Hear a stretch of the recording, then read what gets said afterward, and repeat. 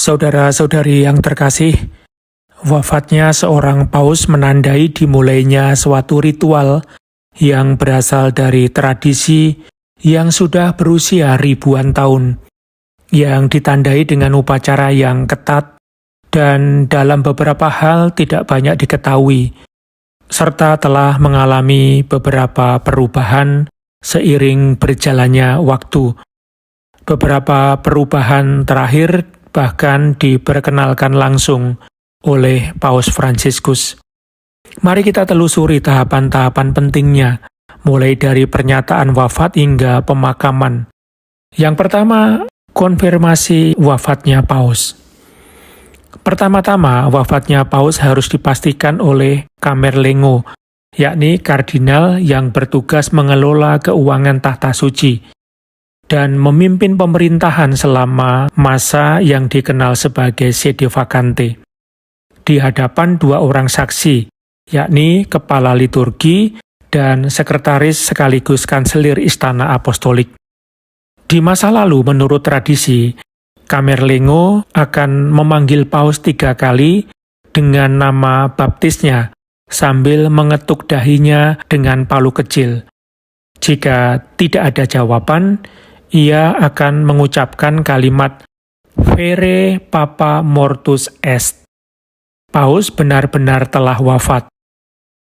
Ritual ini tercatat berlangsung hingga tahun 1878 saat wafatnya Paus Pius ke-9, yang wafatnya dikonfirmasi oleh Camerlengo Gioacchino Pecci yang kemudian menjadi Paus Leo ke-13.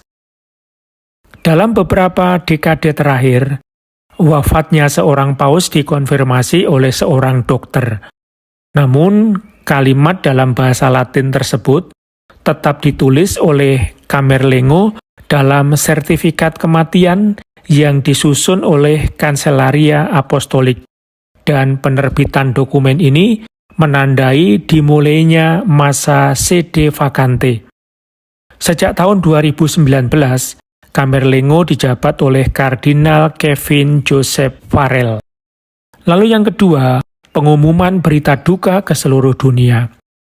Setelah mendapatkan kepastian akan wafatnya Paus, kamar dan ruang kerja Paus disegel, dan Camerlengo memberitahukan wafatnya kepada Vikaris Roma, yang kemudian menyampaikan berita tersebut ke seluruh dunia. Pintu perunggu Basilika Santo Petrus ditutup setengah, dan lonceng dibunyikan dengan nada duka. Sebagaimana tertulis di dalam Konstitusi Apostolik Universi Dominici Gregis yang dikeluarkan oleh Paus Yohanes Paulus II pada tanggal 22 Februari tahun 1996, yakni dokumen yang mengatur tata cara selama masa sede vacante. Apabila Paus wafat di luar Roma, maka tanggung jawab untuk mengatur pemindahan jenazah secara layak dan terhormat ke Basilika Santo Petrus di Vatikan berada di tangan Dewan Kardinal. Dalam teks tersebut juga ditegaskan bahwa Camerlengo lah yang menyatakan wafatnya Paus, namun tanpa menetapkan caranya. Lalu yang ketiga, umat yang berziarah, di mana umat datang untuk memberikan penghormatan dan berdoa bagi Paus. Nah, pada momen ini jenazah Paus kemudian dipindahkan ke Kapel Sistina dalam sebuah prosesi. Di sana jenazah dibalsem dan dikenakan pakaian liturgis, mitra putih, kasula merah, dan pallium dari wol putih dengan salib hitam. Jenazah disemayamkan di atas katafalke, panggung khusus yang tinggi yang diperlihatkan kepada umat selama 3 hari. Sementara para kardinal merayakan misa arwah novendiali selama 9 hari berturut-turut. Para kardinal juga bertugas menghancurkan cincin nelayan, atau dalam bahasa Latin annulus piscatoris, yang diterima oleh Paus saat misa pelantikan kepausan, serta segel timah yang digunakan untuk mengesahkan surat-surat apostolik. Sejak masa Yohanes Paulus II, cincin tersebut tidak dihancurkan, melainkan hanya dicoret sebagai bentuk pembatalan simbolis. Lalu yang keempat, pemakaman. Pemakaman paus yang disebut dengan Missa Poenitentialis diadakan di Basilika Santo Petrus dengan kehadiran delegasi dari berbagai negara. Tradisinya, misa dilangsungkan di bawah altar utama karya Bernini, namun dalam upacara terakhir karena banyaknya umat yang hadir, misa dipindahkan ke lapangan terbuka di depan Basilika. Jenazah paus dimasukkan ke dalam 3 peti dari kayu cemara, timah, dan kayu kenari. Sebelum peti ditutup dan disegel, wajah jenazah ditutupi kain sutra. Kemudian peti jenazah dibawa ke makam di bawah Basilika, tempat disemayamkan Rasul Petrus sebagai paus pertama. Namun tidak semua paus dimakamkan di sana. Contohnya, Paus Gregorius ke-12 dimakamkan di Recanati, Italia Tengah. Kemudian Paus Benediktus ke-12 dan Yohanes ke-22, mereka dimakamkan di Avignon, selatan Prancis. Kemudian Gregorius X itu dimakamkan di Arezzo, Toscana, Italia.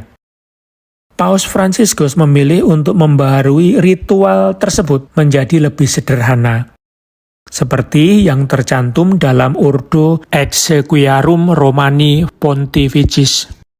Pembaruan resmi tata liturgi pemakaman paus yang diterbitkan pada bulan April tahun 2024, tahun lalu. Edisi pertama teks ini disetujui oleh Paus Yohanes Paulus II pada tahun 1998 dan diterbitkan pada tahun 2000. Teks tersebut digunakan dalam pemakaman beliau pada tahun 2005 dan dengan penyesuaian tertentu digunakan dalam pemakaman Paus Emeritus Benediktus ke-16 pada tahun 2023. Struktur dasar ritus pemakaman tetap sama, yakni vigili, kemudian misa pemakaman, dan pemakaman. Namun mulai dari Paus Fransiskus, jenazah tidak lagi disemayamkan di katafalke untuk dihormati umat, melainkan di atas peti kayu sederhana yang terbuka, bermartabat, namun seperti umat Kristiani lainnya. Paus Fransiskus juga menyederhanakan ritus pemakaman. Hanya ada 1 vigili, bukan 2 seperti sebelumnya, dan tidak ada lagi upacara penutupan peti jenazah. Hal baru lainnya adalah panduan resmi untuk memungkinkan pemakaman di tempat selain Basilika Santo Petrus, Vatikan. Paus Fransiskus ketika beliau masih hidup mengungkapkan keinginannya untuk memberi arahan agar dimakamkan di Basilika Santa Maria Maggiore, tempat ia sering berkunjung untuk berdoa, bahkan sebelum menjadi paus. Dan ketika beliau pulang dari rumah sakit pun, beliau mampir ke Basilika ini untuk berdoa. Dan berkenaan dengan tempat pemakamannya, beliau pernah mengungkapkan, di sebuah ruangan tempat menyalakan lilin, disitulah tempatnya, dan mereka telah memastikan bahwa semuanya sudah siap. Itulah sekilas tentang wafatnya paus sampai pemakaman yang terdapat dalam ritus liturgi. Untuk pemakaman Paus Fransiskus, kita menantikan berita-berita selanjutnya. Tuhan memberkati.